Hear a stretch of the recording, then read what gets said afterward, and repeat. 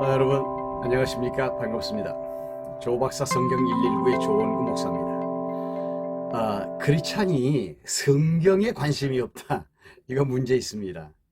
크리스찬은요, 평생에 성경을 내 일생에 마치 우리가 밥을 먹지 않으면 죽는 것처럼 성경을 가까이 하지 아니하면 내 영적인 생명이 시들거리고 힘이 없다는 것을 알고 늘 성경을 가까이 합니다. 그런데 중요한 것은 성경이 하나님의 말씀이다 라는 부분에 있어서 확신이 없다고 한다면, 성경을 책들 중에서 좀 더 좋은 책이다 이렇게 생각하고 있다면 성경이 절대적으로 하나님 말씀이 아니라고 믿는 사람입니다.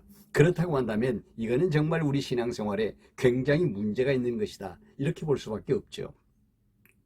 그래서 저는 이 시간에 성경이 성경인 사실을 다시 말씀드리면, 성경이 절대적인 하나님의 말씀 진리라는 사실에 대하여 명제 5가지를 소개해 드리려고 생각합니다.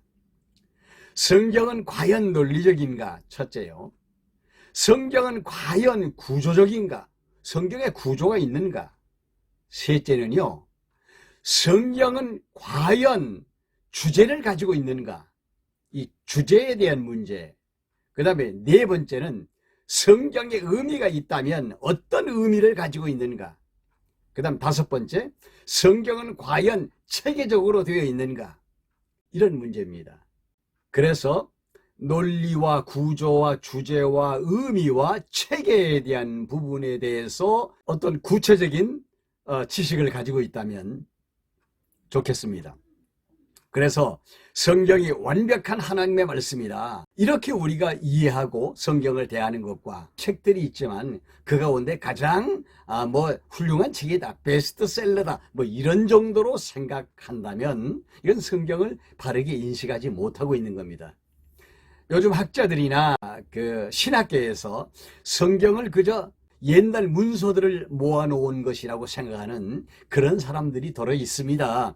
여기에 우리 성도도 현혹이 되면 신앙생활은 꽝치는 거죠. 무슨 말입니까?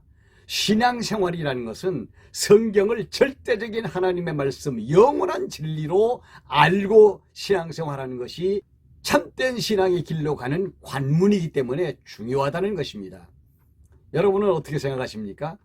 그래서 제가 이 시간에 말씀드린 것, 성경이 과연 하나님의 말씀이며 절대 진리라는 사실에 대한 명제 5가지.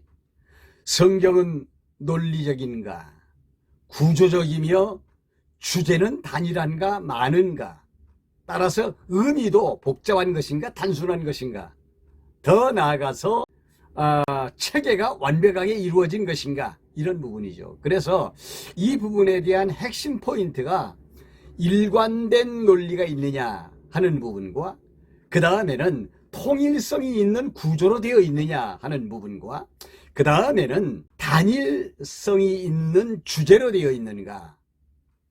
이 말은 무슨 말인가 하면 성경의 주제가 많으냐 하나냐라고 하는 문제죠. 그 다음에는 단순성에 의한 의미를 가지고 있는가, 의미가 복잡하냐 단순하냐, 그런 얘기입니다. 그리고 성경이 완벽한 하나님의 말씀이라면 체계가 갖추어져 있어야 하는데 완벽성에 대한 성경의 체계가 있느냐 하는 말씀입니다. 여기에 대해서 확증을 가질 수만 있다면 우리는 평생에 이 성경을 아마 이렇게 가슴에 껴안고 살게 될 것입니다. 오늘은 여기까지 말씀을 드렸는데요, 이 명제에 대해서 여러분들이 좀 이렇게 머리에다가 암기를 해 두셨으면 다음 시간에 제가 강의하는데 굉장히 도움이 될 것 같아요. 성경이 성경인 것을, 성경이 절대 하나님의 말씀인 것을, 성경이 절대 진리인 것을 증거하고 확정시키는 명제가 5가지다. 이렇게 암기하시면 돼요. 논구주의 체계, 논구주의 체계, 논구주의 체계, 이렇게 외우시면 돼요. 일관성이 있는 논리, 그 다음에 통일성인 구조, 그 다음에 단일성인 주제, 그 다음에 단순성인 의미, 그 다음에 완벽한 체계, 이런 말이죠. 그 내용은 일관성으로 통하니 단단하고 완벽하다. 거기에 대한 확인만 할 수 있다고 한다면 성경은 정황무한 하나님의 하나님의 말씀으로서의 절대 진리이며 이 성경은 영원한 하나님의 말씀으로서의 진리성을 가지고 있다. 그래서 우리들이 성경을 품에 안고 언제나 성경에 귀를 기울이고 성경을 중심으로 살아갈 수가 있게 되는 거죠.